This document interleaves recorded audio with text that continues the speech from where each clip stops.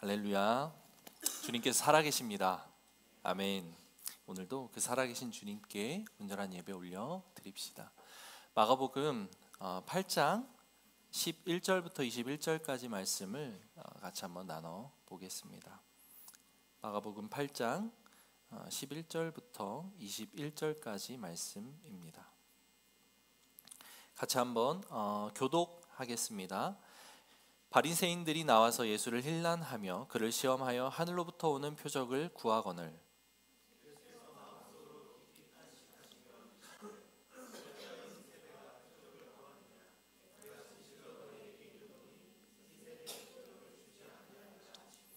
그들을 떠나 다시 배에 올라 건너편으로 가시니라.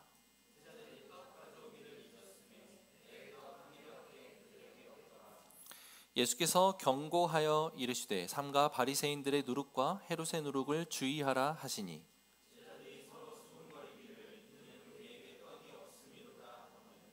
예수께서 아시고 이르시되 너희가 어찌 떡이 없으므로 수군거리느냐 아직도 알지 못하며 깨닫지 못하느냐 너희 마음이 둔하냐.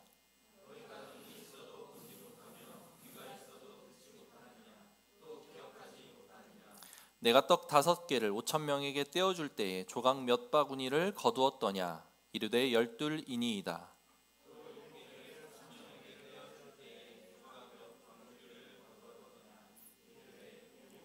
함께 읽습니다. 이르시되 아직도 깨닫지 못하느냐 하시니라. 아멘. 눈이 있어도 보지 못하고 라는 제목으로 우리가 마가복음 8장 말씀을 함께 나눠 보겠습니다.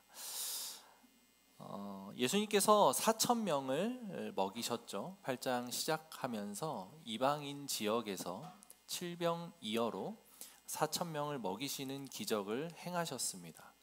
그리고 예수님께서는 배를 타고 달마누다 지방으로 가셨다라고 하는 것이 지난주의 마지막 본문이었습니다. 달마누다라고 하는 지명은 성경에서 유일하게 여기에서만 사용됩니다. 그리고 이 달마누다라고 하는 이름은 고대에서 우리가 증거 문헌으로 사용할 수 있는 다양한 사료들에 단 한 번도 등장하지 않는 지명이라고 합니다. 그래서 이 지명이 어디인지 정확하게 우리는 알 수 없습니다.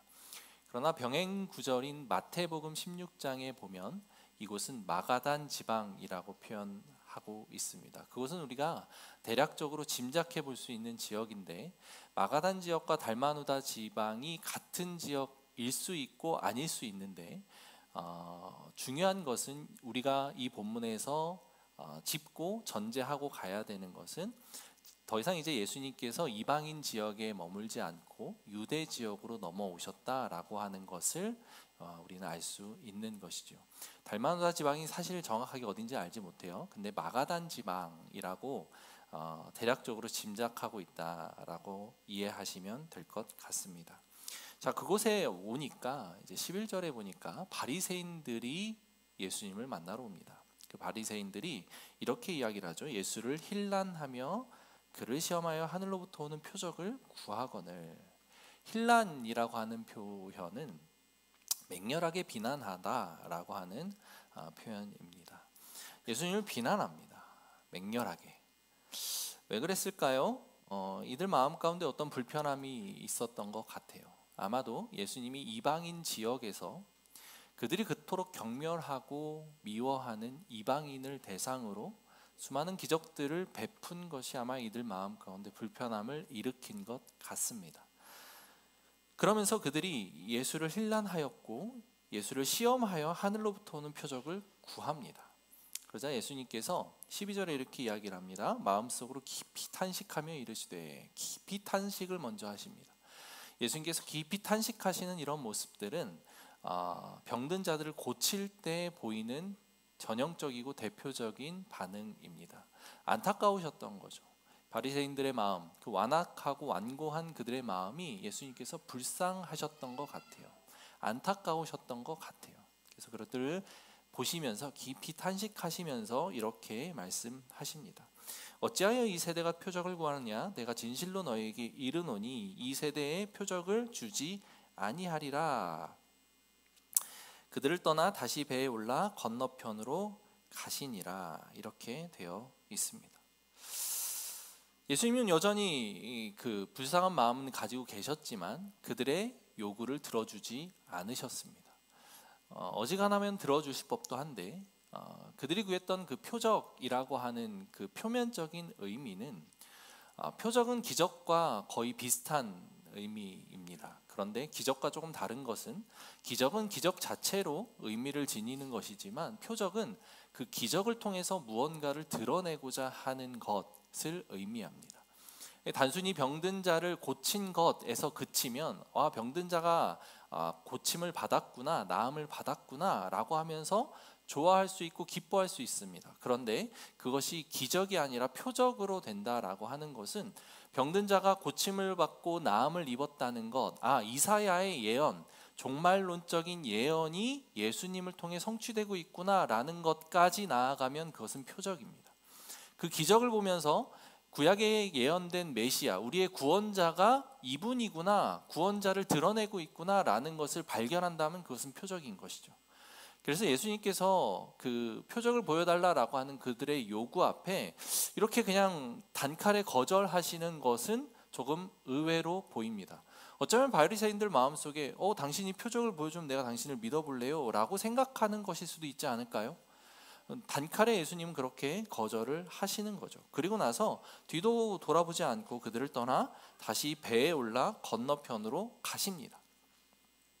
그런데 이 동일한 그 상황을 다루고 있는 병행 구절이 마태복음에 나옵니다. 마태복음 16장 1절부터 4절까지 말씀을 같이 한번 읽어볼까요? 준비 시작. 바리새인과 사두개인들이 와서 예수를 시험하여 하늘로부터 오는 표적 보이기를 청하니 예수께서 대답하여 이르시되 너희가 저녁에 하늘이 붉으면 날이 좋겠다 하고 아침에 하늘이 붉고 흐리면 오늘은 낮이 굳겠다 하니 너희가 날씨는 분별할 줄 알면서 시대의 표적은 분별할 수 없느냐? 악하고 음란한 세대가 표적을 구하나 요나의 표적밖에는 보여줄 표적이 없느니라 하시고 그들을 떠나 가시니라. 여기서는 예수님이 그냥 단순히 거절하였다라고 이야기를 하지 않고 내가 너희들에게 보여줄 표적은 이제 요나의 표적밖에 없다라고 말씀하고 계시죠. 사실 우리가 돌이켜보면 예수님께서 이미 많은 표적을 행하셨습니다. 기적을 통해 이미 예수님은 내가 곧 하나님의 아들이다 라고 하면서 그 이야기에 대해 설명도 하고 기적을 보이시기도 하고 심지어 바리새인들과 사두개인들 그리고 서기관들 그 다음에 정치 지도자들이 있는 곳들에서조차 수많은 기적들을 이미 행하셨습니다. 그런 이미 기적을 그들은 눈으로 봤어요. 눈으로 봤는데 예수님께 또다시 표적을 요구하고 있는 것이죠. 그들의 마음은 어떤 마음이었을까요? 어릴 적에 제가 예수님을 만나고 한참 그 예수님 전도에 대한 열정이 있고 주변에 불신자들이 많을 때 안타깝게도 지금은 불신자가 없습니다. 그래서 이제 찾아다니고 이제 기회가 될 때마다 그런 이제 일을 하려고는 하지만 쉽진 않더라고요. 근데 과거에 그때는 믿지 않는 친구들이 주변에 많았어요. 그래서 그런 친구들과 이제 모임 같은데 이제 술집 같은데 가서 이제 맥주 한 잔씩 하면서 그런 이야기들을 좀 할 때 제가 신이 존재하는 것에 대해 제가 가지고 있는 지식 없는 지식을 총동원해서 그들을 설득하고 그들에게 신에 대한 변증을 하고 신이 왜 존재하고 우리가 신을 왜 믿어야 되는지 신을 믿는 게 어떤 의미인지 뭐 등등에 대해서 정말 많은 논쟁들을 했었습니다. 막 길어질 때는 서너 시간 이상씩도 그 이야기를 붙들고 있을 때가 있었죠. 막 목이 쉬어라고 이게 보통 술집은 시끄러우니까 이제 음악 소리가 크니까 막 이렇게 목이 부르터라 이렇게 이야기를 했던 기억들이 있어요. 그런데 그 이야기의 끝에 그들은 더 이상 할 말이 없어진 상태가 되었고 제가 논리적으로는 이겼습니다. 근데 그들의 입에서 나오는 대답은 그래? 그럼 내가 한번 믿어볼게 였으면 좋았겠지만 그래도 난 싫어. 아주 단 한마디로 정리가 됩니다. 그래도 난 믿기 싫어. 그래도 난 안 믿겨 로 이야기가 끝나는 상황들을 몇 번 경험하고 나서 저는 더 이상 그런 시도를 하지 않게 되었습니다. 예수님께 지금 나온 바리새인, 그리고 마태복음에는 사두개 후예인 사두개인이라고 하는 이들까지 나와왔죠. 그들이 예수님께 나와서 표적을 보이라라고 하는 그 말에는 진짜 예수님께서 표적을 보이면 내가 믿어볼게요 라고 생각하는 마음이 아니라, 즉 가치 중립적인, 예수님의 어떤 모습과 어떤 반응을 보이는지에 따라 그것을 그대로 수용할 마음의 준비가 돼 있는 게 아니라 예수님을 공격하고 시험할 마음으로 그 자리에 와 있었고 그 질문을 던졌다라는 것을 예수님은 간파하고 있었던 것이죠. 그 당시에 저는 예수님과 같은 지혜가 당연히 없기 때문에 그들의 그 마음을 간파하지 못했죠. 그러니 끊임없는 논쟁, 소모적인 논쟁만 거듭했었던 것이고요. 근데 예수님은 아셨기에 그들과 이 이야기를 하는 것이 더 이상 불필요하다라는 것을 아시고 단칼에 거절하십니다. 그러면서 무언가 의미심장한 말을 던지는데, 내가 너희에게 요나의 표적 외에는 더 이상 보일 것이 없다라고 말씀하시고 그 이야기를 끝냅니다. 자, 그렇다면 요나의 이야기가 어떤 이야기일까요? 바리새인과 사두개인들은 예수님이 이미 행하신 수많은 기적들을 보았는데 예수님께서는 그 기적들 외에 더 이상 보일 표적은 요나의 표적밖에 없다라고 하셨으니 요나의 표적을 우리가 한번 살펴볼 필요가 있을 것 같습니다. 요나의 표적이다라고 하는 것에서 우리가 알 수 있는 두 가지 사실은, 하나는 요나의 표적이 이야기하는 것은 유대주의, 민족주의, 그리고 유대인들만 구원을 얻을 것이다 라고 하는 그 선민사상과 우월사상에 가득 찬 유대 민족주의의 모습을 보여주는 것, 그것이 첫 번째 이야기이고, 두 번째로는 요나가 물고기 뱃속에 들어갔다가 나온 것에 대한 이야기입니다. 요나의 이야기를 잠깐 해드리면, 하나님께서 어느 날 요나라는 선지자에게 나타나십니다. 구약의 선지자예요. 요나에게 나타나서 니느웨 성으로 가서 하나님의 말씀, 심판의 메시지를 전해라 라고 사명을 주십니다. 그 말씀을 들은 요나는 싫었어요. 니느웨라고 하는 성읍은 아수르의 수도였는데 그 아수르는 북이스라엘을 멸망시킨 나라이자 남유다와도 끊임없는 전쟁을 일으켰던, 그 당시 그 고대 근동사회 패권을 쥐고 있었던 가장 강력한 나라였습니다. 아마도 그 우리나라 일제 강점기를 겪었고 그 너머 과거에서는 이제 중국으로부터 여러 이제 침략을 받았었기에 약자로서의 서러움이 요나에게도 있었겠죠. 이스라엘 백성들에게 아수르라고 하는 나라는 원수와도 같은 나라였습니다. 그런데 그 나라의 선지자가 원수 같은 나라의 수도에 가서 하나님을 전하라니, 우리만 믿을 것이라고, 우리만 구원해 줄 것이라고 그 믿었던 나의 하나님, 우리의 하나님이 우리의 원수들을 구원하고자 하는 계획이 있으시다고? 나는 싫어. 이게 요나의 마음이었던 거예요. 그래서 니느웨로 가지 않고 다시스로 가는 배를 타고 바다를 항해합니다. 그러자 풍랑을 만나게 되고 그 풍랑을 이기지 못해서 결국 우여곡절 끝에 요나는 물속으로 스스로 던져지는 그런 제물로 이제 들여지게 되고 바다는 잠잠해집니다. 물속에 들어간 요나를 커다란 물고기가 삼키죠. 커다란 물고기가 삼키고 그 뱃속에서 요나는 사흘간 지내다가 무트로 나오게 됩니다. 그러나서 요나는 이제 죽기보다 싫었지만 그 니느웨에 가서 복음을 전합니다. 성경 표현에 의하면 니느웨는 사흘길을 걸어야만 다 둘러볼 수 있을 만큼 큰 성읍이다라고 표현되어 있는데 요나는 하루만 가서 복음을 전합니다. 건성으로 했다라고 이해할 수 있고, 하기 싫은데 그냥 억지로 하니까 야, 하나님 니네 심판하신대, 그냥 믿어봐 하고 등을 돌렸다 정도로 이해해 볼 수 있겠죠. 이제 그렇게 니느웨 가서 복음을 전한 요나가 그 바라본 그들의 풍경, 니느웨의 현상은 아주 놀라운 현상이었습니다.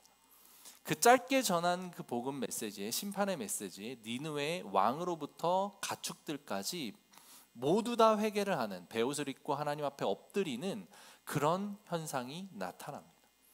요나가 열이 받죠. 화가 납니다. 그래서 하나님 앞에 막 화를 냅니다. 내가 이래서 가기 싫었다고요.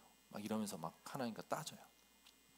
그러고 나서 멀리 떨어진 곳에 오두막을 짓고 니느웨가 어떻게 되나 지켜보려고 그곳에 거합니다. 그때는 날이 좀 더울 때였던 것 같아요. 하나님이 동풍을 준비하시고 뜨거운 햇볕을 준비하셔서 뜨겁게 만들어서 이게 더운 상황이 되었는데, 그때 하나님이 박넝쿨을 자라게 하셔서 요나에게 그늘을 만들어 주십니다.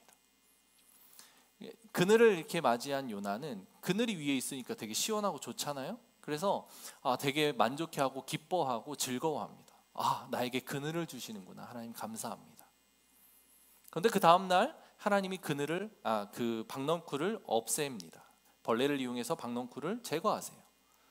그리고 뜨거운 햇살과 뜨거운 동풍이 불게 하십니다. 그러자 요나가 불같이 화를 냅니다. 하나님, 이 박넝쿨 어디 갔습니까? 나 지금 뜨거워 죽겠습니다. 더워서 죽겠어요. 이렇게 화를 내요. 그러자 하나님이 이렇게 이야기를 하시는 거예요. 제가 말씀을 읽어 드리겠습니다. 9절부터 요나서 4장입니다. 그냥 들으시면 돼요. 내가 이 박넝쿨로 말미암아 성내는 것이 어찌 옳으냐 하시니 그가 대답하되 내가 성내어 죽기까지 할지라도 옳으니이다 하니 여호와께서 이르시되 네가 수고도 아니하였고 재배도 아니하였고 하룻밤에 났다가 하룻밤에 말라버린 이 박넝쿨을 아꼈거든 하물며 이 큰 성읍 니느웨의 좌우를 분별하지 못하는 자가 12만 명이요 가축도 많이 있나니 내가 어찌 아끼지 아니하겠느냐 하시니라. 이렇게 말씀하고 계십니다. 요나 입장에서는 자기가 기르지 않았고 자기가 씨를 뿌리지도 않고 자기가 심지도 않은 박넝쿨이 사라진 것만으로도 이렇게 기분 나쁘고 화가 나는데, 하나님이 만드신 당신의 백성, 당신의 자녀, 유대인 입장에서는 이방인이라 할지라도 그들 모두 하나님이 지으신 하나님의 피조물인데 그들이 멸망으로 가는 것을 내가 어찌 지켜만 보겠느냐라고 하나님이 말씀하고 계신 거예요. 요나서는 여기서 이렇게 이야기가 마무리됩니다. 이후에 요나의 반응은 어떠했을까요? 아마 요나가 이것을 극복하기는 쉽지 않았을 겁니다. 왜 그랬을까요? 요나에게 있었던 것은, 구원이라고 하는 것은, 하나님이라고 하는 존재는 우리만을 위해 존재하는 분이다 라고 하는 것이어야만 했습니다. 유대 민족주의 그리고 유대 선민사상, 그것이 얼마나 무섭고 완고한지를 우리가 알 수 있는 대목이죠. 예수님께서 이제 너희에게 보일 표적은 요나의 표적밖에 없다라고 얘기하신 것에는, 야 봐라, 요나처럼 완고한 이들이 바로 바리새인 너희와 사두개인 같은 애들이야. 너희들이 지금 품고 있는 그 마음이 요나와도 같은 마음이야 라고 예수님께서 가르치고 있는 거예요. 그리고 하나 더 나아가서 신명기 말씀에서 보면 이런 말씀이 있습니다. 신명기 말씀 한번 띄워주시겠습니까? 네, 같이 한번 읽어볼게요. 시작. 너희 중에 선지자나 꿈꾸는 자가 일어나서 이적과 기사를 내게 보이고 그가 내게 말한 그 이적과 기사가 이루어지고 너희가 알지 못하던 다른 신들을 우리가 따라 섬기자고 말할지라도 너희는 그 선지자나 꿈꾸는 자의 말을 청종하지 말라. 이는 너희의 하나님 여호와께서 너희가 마음을 다하고 뜻을 다하여 너희의 하나님 여호와를 사랑하는 여부를 알려하사 너희를 시험하심이니라. 그 다음 구절까지 한번 볼까요? 같이 한번 읽어봅시다. 시작. 누구든지 내 이름으로 전하는 내 말을 듣지 아니하는 자는 내게 벌을 받을 것이요 만일 어떤 선지자가 내가 전하라고 명령하지 아니한 말을 제 마음대로 내 이름으로 전하든지 다른 신들의 이름으로 말하면 그 선지자는 죽임을 당하리라 하셨느니라. 내가 마음속으로 이르기를 그 말이 여호와께서 이르신 말씀인지 우리가 어떻게 알리요 하리라. 만일 선지자가 있어 여호와의 이름으로 말한 일에 증언도 없고 성취함도 없으면 이는 여호와께서 말씀하신 것이 아니요 그 선지자가 제 마음대로 한 말이니 너는 그를 두려워하지 말지니라. 이 신명기의 말씀은 어떤 이야기입니까? 선지자가 기적을 보이거나 놀라운 표적을 보이는 게 중요한 게 아니다. 그의 말을 믿는 것이 중요하다. 그가 말한 대로 이루어지는 성취가 중요하다라는 것을 이야기하고 있죠. 그러면서 예수님께서 더 이상 표적으로 너희를 설득하거나 이러는 게 아니라 이제 내가 말한 것을 성취하고 이루는 것을 너희가 보게 될 것이다. 예수님이 말한 것이 이제 다다음 주부터 이제 우리가 나누게 될 텐데, 예수님이 아주 중요한 이야기들을 하십니다. 예수님이 십자가에 못 박혀 죽으시고 다시 살아나실 것에 대한 이야기를 하십니다. 이제 내가 그 이야기를 할 거고, 죽었다가 살아나는 그 가장 대표적인 표적, 가장 메시아임을 명확하게 드러낼 수 있는 그 표적 외에는 더 이상 내가 너희들에게 해줄 수 있는 것이 없다라고 지금 예수님께서 말씀하고 계십니다. 예수님은 바리새인과 사두개인들, 그들의 마음을 꿰뚫어 보고 계셨어요. 사랑하는 성도 여러분, 우리의 삶이 바리새인과 사두개인처럼 늘 우리 눈앞에 나타나는 기적을 쫓아가는 그런 삶이 아니기를 축원합니다. 그들에게는 그들 마음 가운데 자기들이 정해놓은 메시아의 상이 있었어요. 내가 기다리고 있던 하나님이 예언하신 그 메시아는 유대인들만을 위한 메시아여야 돼. 우리가 기다리던 그 예수님 구원자는 이방인에게 나아가서 돼지처럼 여기는 그들에게 나가서 그들을 구원하고자 하는 그런 메시아가 아니야. 내가 기대하고 고대하던 그 메시아는 나로 하여금 더 이상 로마의 그 압제로부터 핍박당하지 않을 수 있도록 우리에게 힘을 주고 정치적으로 우리를 규합하고 그들과 대적해서 싸워서 승리를 쟁취하는 그 영광스러운 모습을 보이고 있어야 돼. 그게 그들이 마음 가운데 품고 있었던 메시아였습니다.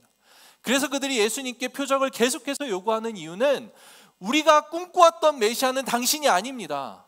당신이 보여야 될 표적은 로마를 무찌르고 이스라엘을 강건한 나라로 만들 다윗과도 같은 모습, 용맹스러운 모습을 갖추고 있는 자여야 되는 것 아닙니까? 라는 끊임없는 요구를 하고 있는 상태인 거예요. 그들의 마음속에.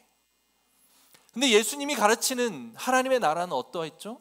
회개하라 천국이 가까웠느니라 라고 하며 어린 양이 사자와 같이 뛰어놀고 어린아이가 독사굴에 손을 집어넣고 눈먼 자가 눈을 뜨고 앉은 뱅이가 일어서고, 이런 놀라운 기적들을, 이사야가 예언한 그 놀라운 이적들을 예수님이 보이고 있습니다. 예수님이 꿈꾸고 예수님이 말씀하시는 그 하나님 나라는 이런 참된 하나님의 다스림, 어그러짐이 없고 그 싸움이 없고 질투가 없고 시기가 없고 미움과 다툼이 없는 그런 나라, 하나님의 법에 지배받아서 하나님의 사랑으로 서로를 사랑하며 원수를 내 이웃처럼 사랑하는 그런 아름다운 모습들이 넘쳐나는 그런 사랑의 나라, 예수님이 가르치고 선포하는 것은 바로 그런 나라였죠. 그게 예수님이 우리에게 보여주시고 예수님이 이 땅에 구원자로 오셔서 완성하고자 하는 그 나라였는데, 그것은 그들이 바라던 나라가 아니었던 거예요. 그러니 끊임없이 이런 요구를 하고 있는 것이죠. 달라요. 마음에 기대하는 예수님과 실제 예수님이 우리에게 말씀하고자 하는 내용은 다르다는 거죠. 이어지는 내용을 좀 더 살펴보겠습니다. 14절 말씀부터 한번 17절까지만 같이 한번 읽어보겠습니다. 준비 시작.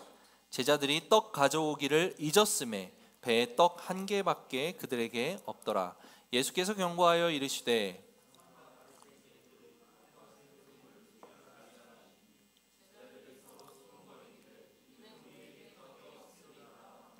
예수께서 아시고 이르시되 너희가 어찌 떡이 없으므로 수군거리느냐, 아직도 알지 못하며 깨닫지 못하느냐, 너희 마음이 둔하냐.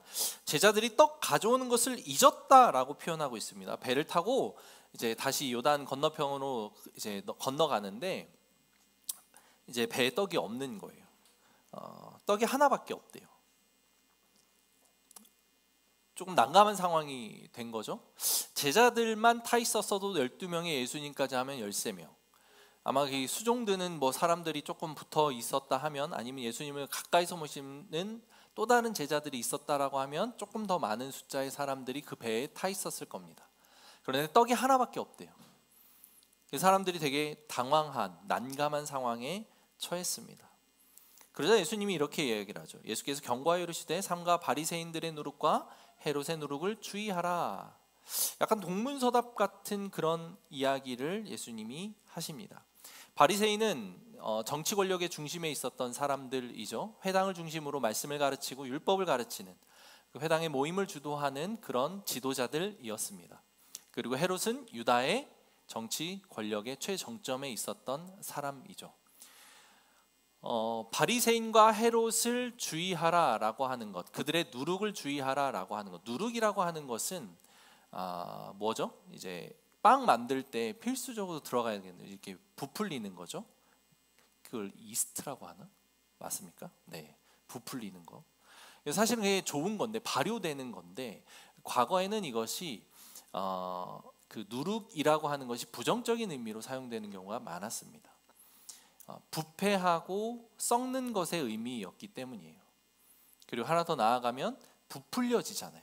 기존의 밀가루로 이 누룩을 넣지 않고 구우면 딱딱한 상태로 부풀려지지 않게 구워지는데, 같은 양의 밀가루라 할지라도 그것을 넣으면 이렇게 부풀려지잖아요. 과대 포장되고 무언가 더 드러내려고 하는 그런 모습들이 드러나기 때문에 그 두 가지 이유로 종교적인 의미, 영적인 의미로 이 누룩은 부정적으로 사용되었습니다. 오늘 여기서 바리새인의 누룩과 헤롯의 누룩이라고 표현하는 것은 그런 어떤 부패하고 뭔가 팽창되는 것에 대한 모습들을 주의하라. 바리새인은 종교 권력자로서 그들이 민족주의적으로, 앞서서 이야기한 그 논쟁의 연장선상에서 예수님이 이야기를 하시는 건데, 민족주의자로서 유대인을 제외한 이들에게 복음이 전해진 것을 막는 것들, 자기들만이 옳다라고 이야기를 하는 그런 율법주의적인 이 언행들, 그런 것들로부터 예수님이 주의하라, 너희들이 분리되라 라고 이야기를 하는 거죠. 헤롯은 마찬가지입니다. 헤롯도 정치 권력자가 행해야 하는 마땅한 모습은 유대인들을 위해서 그 나라를 다스리고 유대인의 유익을 위해서 무언가들을 해 나가야 하는 사람인데, 그러지 않고 자기의 권력을 유지하기 위해서, 그래서 예수님이 태어났다, 유대인의 왕으로 나시니가 왔다라고 할 때 그 왕이 영적이고 뭔가 종교적인 의미임을 알면서도 불구하고 그 예수를 죽이려고 핍박하고자 했던 그런 모습들이 그 헤롯이라고 하는 대왕들의 모습 속에 나타났었죠. 그러니까 유대인들을 유익하게 만드는 게 아니라 그들을 자기의 수단과 도구로 만들려는 그들의 악한 영향력을 조심해라. 예수님 지금 이 얘기를 하는 거예요. 좀 뭔가 생뚱맞지 않습니까? 빵이 없고 빵이 하나밖에 없어서 당황하는 제자들에게 예수님이 지금 누룩 이야기를 하는 거예요. 그들의 부정적인 영향력을 조심하라 라고 이야기를 하고 있는 겁니다. 왜? 예수님이 왜 이렇게 얘기할까? 그러자 제자들이 이렇게 이야기, 제자들도 좀 당황스러웠어요. 16절에 이렇게 이야기를 하죠. 제자들이 서로 수군거리기를 이는 우리에게 떡이 없음이로다 하거늘. 우리에게 떡이 없기 때문에 예수님이 지금 책망하시는 건가? 그들의 부정적인 영향력을 우리가 까먹고 안 가져온 것을 지금 이야기하고 있는 건가? 등등, 이런 어떤 제자들 사이에서 혼란스러움이 일고 있는 장면입니다. 그러자 예수님이 17절에 이렇게 이야기를 하죠. 예수께서 아시고 이르시되 너희가 어찌 떡이 없음으로 수군거리느냐? 아직도 알지 못하며 깨닫지 못하느냐? 너희 마음이 둔하냐라고 하며 너희가 눈이 있어도 보지 못하며 귀가 있어도 듣지 못하느냐? 또 기억하지 못하느냐? 그러면서 예수님이 앞서서 행했던 급식 기적들, 5,000명을 먹이고 4,000명을 먹인 기적들을 직접 언급을 하십니다. 그래서 19절 20절에 이렇게 이야기를 하죠. 내가 떡 5개를 5,000명에게 떼어줄 때 조각 몇 바구니를 거두었더냐? 이르되 제자들이 이야기를 하죠. 12이니이다. 또 7개를 4,000명에게 떼어줄 때 조각 몇 광주리를 거두었더냐? 이르되 7이니이다. 이르시되 아직도 깨닫지 못하느냐? 지금 앞에 구절에서 바리새인들이 예수님을 힐난하면서 표적을 구했던 것은 그들이 바라던 기적이 예수님에게 나타나지 않았기 때문입니다. 자기들이 그려놓은 메시아상이 지금 예수라고 하는 사람들이 열광하고 정말 우리가 보기에도 뭔가 놀라운 모습들이 보이는 그에게서 나타나지 않기 때문입니다. 내가 그려놓은 예수님의 모습은 그게 아니었던 것이죠. 끊임없이 내가 그린 예수님을 찾아가고 있었던 바리새인들의 모습이었어요. 제자들은 어떠했습니까? 제자들은 옆에서 예수님을 모셨습니다. 그리고 오병이어 기적도 경험했고 바로 직전에 칠병이어도 경험했습니다. 칠병이어의 경험 때는 이방인들을 먹이는 예수님의 사역에 대해 예수님이 이렇게 친절하게도 가르치면서 설득해오는 과정들을 겪었습니다. 그 앞서서는 수로보니게 여인에게 개취급을 하면서도 그에게도 갈 떡이 있다는 것을 제자들에게 보이셨습니다. 이방인들을 대상으로 하는 예수님이 그 사역들을 계속하면서 예수님은 끊임없이 자기는 유대인들에게만 갇혀있는 존재가 아니라 이방인들에게도 나아가야 되고 더 널리 온 세계에 이 복음을 전해야 되는 존재다. 이 복음은 모든 이들에게 퍼져가야 된다라는 것을 계속해서 제자들에게도 가르치고 있는 중이었어요. 그런데 제자들은 그 예수님의 사역과 이적들, 그런 다양한 모습들에 대해서 단 한 가지도 온전하게 수용하지 못하는 듯한 모습을 계속해서 보이고 있습니다. 지금도 마찬가지입니다. 그들이 왜 떡 하나만 가지고 있다는 사실에 당황해야 합니까?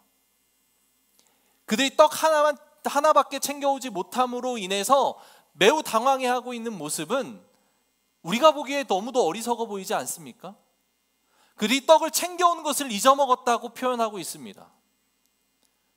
그렇죠. 많이 챙겨왔으면 더 좋았겠죠. 그런데 꼼꼼하지 못하거나 뭔가 분주한 상황이 있어서 떡을 하나밖에 못 가져왔을 수도 있습니다. 그런데 그들 곁에 지금 누가 있습니까? 예수님이 있죠. 예수님은 수천 명의 사람들을 떡 7덩이로 먹인 사람이었습니다. 그걸 지금 그 사역을 행하고 배를 타고 지금 넘어오는 상황인데 떡 하나밖에 없다고 자기들끼리 당황해서 이야기를 하고 있는 거예요.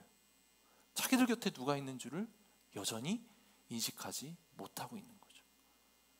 얼마나 이게 어리석은 모습처럼 보입니까?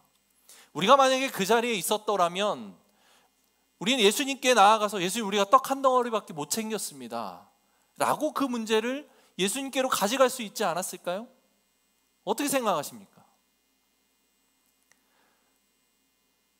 조금은 현실로 돌아와서 지금 우리 현실 세계에서의 우리의 모습을 한번 돌이켜보면 좋겠습니다.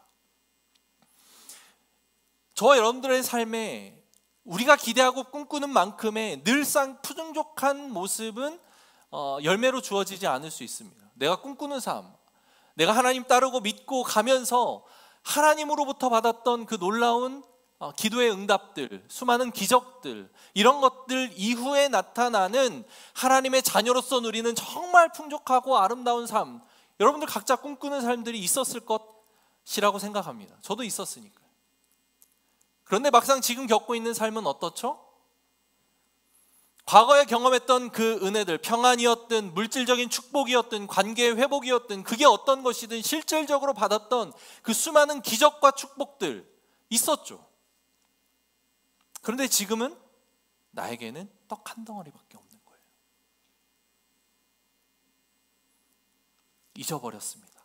과거 예수님께로부터 어떤 은혜를 받았고, 과거 예수님이 나에게 무엇을 해줬고, 그분이 어떤 존재인지에 대한 모든 것들을 망각해버립니다. 그리고 지금 떡 한 덩어리밖에 없는 것으로 인해 당황합니다.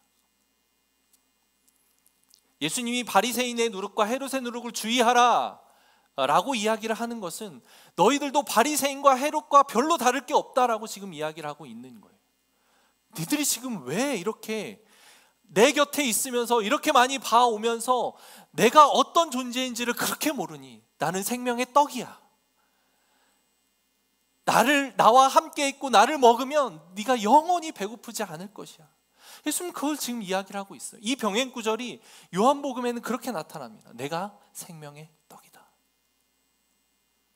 먼저는 예수님으로 인해 내 현실 속에서 떡 한 덩어리만 있는 것이 아무런 장애가 되지 않는다는 것을 고백하기를 예수님 바라고, 그리고 하나 더 나아가면 이 떡 한 덩어리가 있더라도 이거 주님이 주신 것이니 만족하고 먹는다면 주님께서 5,000명을 먹이시고 4,000명을 먹이신 놀라운 기적들이 너희들의 삶에도 나타나지 않겠니? 이것이 예수님 우리에게 주시는 그런 말씀이 아닐까 생각되었습니다. 사랑하는 성도 여러분, 우리의 삶은 늘 풍요로운 삶만이 우리에게 허락되는 것은 아닌 것 같아요. 그리고 때로는 내가 꿈꾸고 내가 바라는 예수님의 형상과 예수님의 모습이 지금 현실 속에서 경험하는 예수님의 모습 또는 나에게 베풀어 주시는 다양한 삶의 은혜들이 일치하지 않을 때가 많은 것 같습니다. 근데 그럴 때 우리는 이것을 고집하며 그래도 예수님 이렇게 해야 되는 거 아니에요? 그래도 예수님 내 삶에 이런 표적과 기적들 나타내 보여주셔야 되는 거 아닙니까? 그래야 내가 예수님을 따르죠. 그래야 내가 그 하나님 나라를 위해 충성을 하죠. 이런 마음들이 본능적으로 우리 안에 자리 잡고 나를 갉아먹고 있을 수 있다는 사실을 기억하시기를 바라요. 근데 예수님은 그렇게 말씀하시지 않고 있죠. 너희가 나 하나로 만족하면 좋겠다. 이미 마음속에 예수님을 거부할 마음으로 가득 차 있는 바리새인들에게 어떤 표적을 보여줘도 믿지 않을 그들이기에 예수님은 그들에게 더 이상 보여줄 표적이 없다라고 말씀을 하신 것을 기억합시다. 우리에게는 예수님이 어떤 표적을 보여주시겠습니까? 십자가에 못 박혀 죽으셨고 다시금 살아나신 그 예수님. 그래서 우리가 다시금 부활을 입고 예수님과 함께 영광스러운 보좌에 올라갈 것이다 라고 하는 소망, 그것만이 우리의 유일한 기대하는 표적이죠. 그것으로 인해 만족하시는 저와 여러분들 되기를 소망합니다. 그래서 그것이면 됩니다. 그래서 그것이면 되고 그것으로 인해서 내게 주신 것이 딱 한 조각이라 할지라도 감사할 수 있고 만족할 수 있고, 그것이 결핍과 장애가 아니라 주님이 나에게 주신 은혜구나 라는 것을 깨닫고 앞으로 내 삶에서 주님이 어떻게 일하실지를 더욱 기대하고 소망하는 우리 복된 성도님들 되기를 축원합니다. 우리 같이 기도합시다.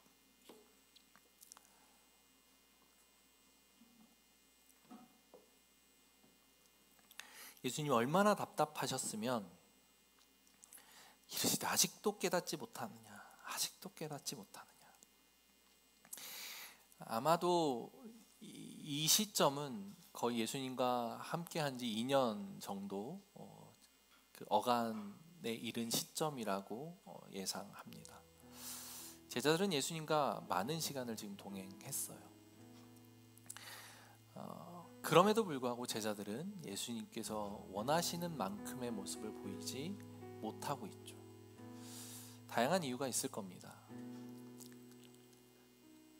예수님의 십자가 죽음이라고 하는, 십자가 죽음과 부활이라고 하는 그 결정적인 메시아 사역을 아직 경험하지 못했기 때문일 수도 있고, 아니면 그들이 꿈꾸었던 메시아에 대한 이미지가 너무도 강력했기 때문에 그럴 수도 있습니다. 아니, 어쩌면 그들과 우리가 모두 공유하고 있는, 우리 안에 있는 강력한 죄성이 그것으로 하여금 막고 있는 것일 수도 있겠습니다. 그게 무엇이 됐든 우리는 우리가 꿈꾸고 우리가 그리는 예수님의 모습을 계속 고집하고 싶어 해요. 근데 예수님은 그렇지 않죠. 예수님이 이야기하는 하나님 나라는 예수님을 주로 고백하는 이들이 하나님의 통치 안에 들어가는 그런 나라입니다. 하나님의 다스림을 받아들이는 그런 나라입니다.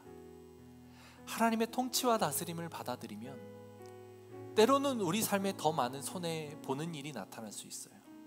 때로는 우리 삶에서 감정적이고 정서적인 더 심한 고통을 당할 수도 있습니다. 그럼 뭐하러 예수님을 믿습니까? 그렇게 예수님 믿는 게 무슨 의미가 있어요? 아니요. 그 나라를 한번 경험해 보십시오. 하나님이 회복하고자 하시는 이 땅의 궁극적인 그 나라, 하나님의 나라, 그것이 우리 삶에 경험된다면 그것만큼 놀라운 은혜가 없습니다. 그것만큼 참된 기쁨이 없습니다. 그게 우리가 꿈꾸어야 될 나라예요. 우리가 제자들이 있었던 그 시간, 그 시대, 그 순간으로 돌아가면 우리는 어떻게 반응할 것 같습니까? 우리라고 더 나은 반응을 보일 수 있겠습니까? 아니요. 제자들과 똑같은 모습, 어쩌면 그보다 더 비참하고 더 안 좋은 모습을 보일 수도 있을 것입니다. 왜? 그만큼 그들의 현실과 그들의 상황은 처절했기 때문이에요. 로마에 압제하여 있었던 그들의 상황 얼마나 고통스러웠을지 상상이 되십니까? 피폐해질 대로 피폐해졌고 황량해질 대로 황량해진 그들의 나라와 그들의 문화였어요. 종교 권력자들이 기득권 가득한 모습, 정치 권력자들은 백성은 안중에도 없고 로마에만 잘 보이려고 하는 그런 모습, 고열을 짜내고 쥐어짜서 자기들 배만 불리려는 이들이 가득한 그곳, 얼마나 비참하고 괴로웠을까요? 그들이 꿈꾸던 하나님, 창조주 하나님의 그 일하심이 보이지 않아서 너무나도 막막했던 그 시대에 예수라고 하는 구원자가 나타났다. 얼마나 마음 가운데 소망이 가득했습니까?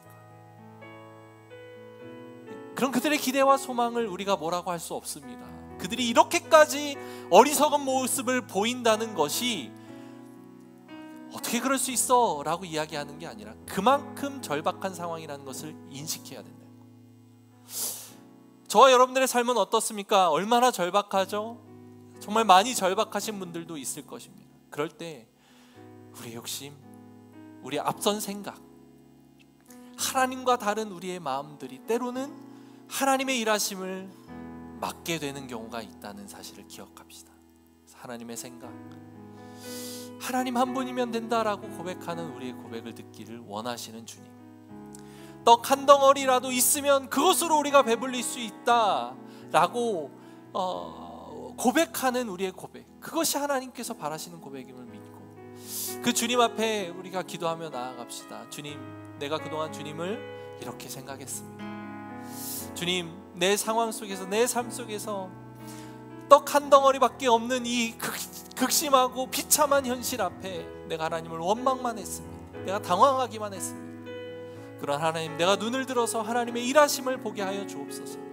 하나님, 내가 마음으로 하나님께 나아가서 하나님께서 내게 채워주셨던 그 많은 것들을 경험케 하시고 기대하고 소망하게 하여 주옵소서. 진정한 주님의 나라 안에 들어가 참된 평화와 참된 샬롬을 누리며 참된 기쁨과 만족을 누리며 살아갈 수 있는 우리의 인생 되게 하여 주옵소서.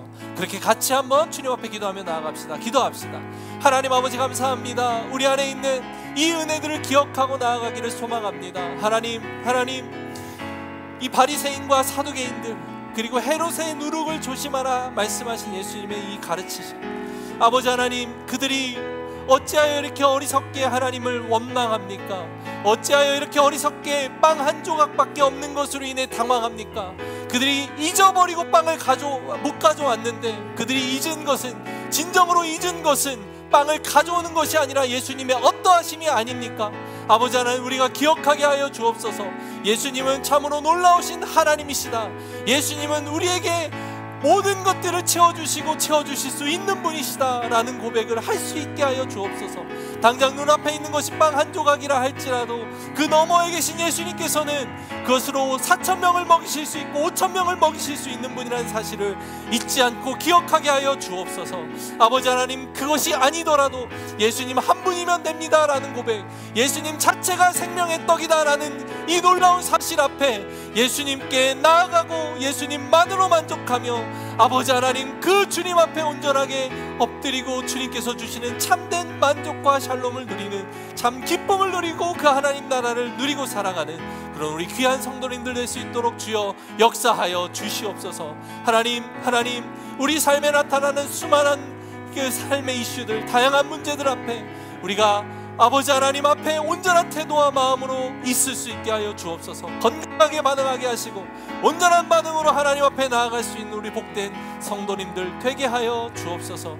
아버지 하나님, 요나와 같은 어리석은 모습을 우리에게 갖지 않게 하시고 우리가 더욱 나아가서 우리 애가 수고도 아니하고 길쌈도 아니한 그것을 거두어 가시는 그 하나님 앞에서 아버지 하나님, 때로는 감사할 수 있고 그 거두어 가시는 하나님 앞에 때로는 엎드리며 인정할 수 있는 그런 복된 선택을 할 수 있는 성도들 되게 하여 주옵소서.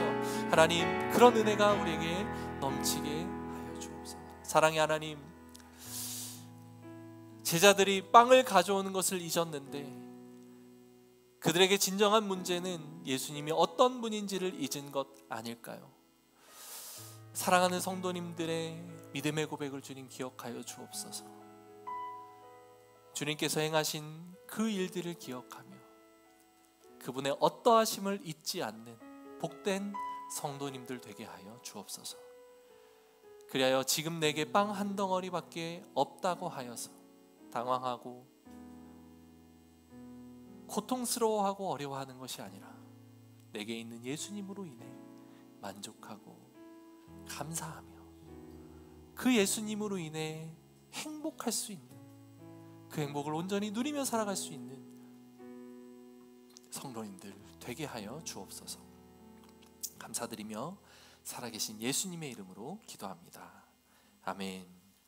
이제는 우리를 구원하신 예수 그리스도의 은혜와 하나님의 사랑과 성령님의 교통하심이 오늘 말씀 앞에 바르게 반응하고 건강하게 반응하겠습니다. 예수님의 어떠하심을 잊지 않고 기억하겠습니다 라고 고백하고 다짐하는 사랑하는 고백교회 성도님들 머리 위에 이제로부터 영원토록 함께 있을지어다. 아멘.